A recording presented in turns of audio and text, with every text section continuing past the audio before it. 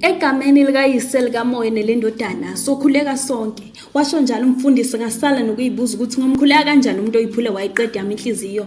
Umuntu ebengamngabazi ubukhona bakhe, kodwa namhlanje ngiphelele ukuba yikholwa, angisakholwa. Angikholwa nokuthi ngisangamkholwa phezu kwezinto zonke azenzile. Ungixolele simakade ngoba ngehla ngidilika kuwe, kodwa ngiyamngabazi impela ubukhona bakho. Uma ngabe ukhona ukhonela thina, kungani ungakuvimba ukufa kwamalungu emndeni yethu njengoba efisa okuyintuthwane? Kungani ungaqedile lubhubhane lesifo esibulala abazali zasala ingane zizintandane kulomhlaba ohlabayo? Bathi wena nkosi uyapholisa amanxeba, kodwa uzwapholisa inkosi lapho ungawagwemi ngani kwasekuqaleni?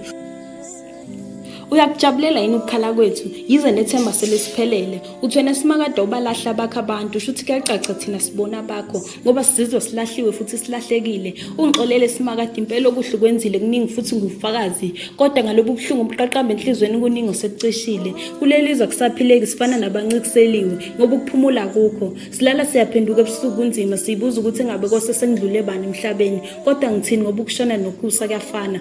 Ngoba indaba zondlulile emhlabeni ifika noma inini, zike ifike emini kapha. Ngwaphakamisa amehlo ami endabeni, kodwa lutho nokuthola usizo. Bathi usizo livela kuwe Jehova wenzile izulu nomhlaba. Mina ngilitholi, hayi simakade ngibuye ngakusoli. Sikuphambukile kukaningi, hlezi izono zethu lezi ezikusithile egcwele isibhakabhaka ezenza ungakhona ukusilunguza ngoba kunzima nakithi ukuthi silungise.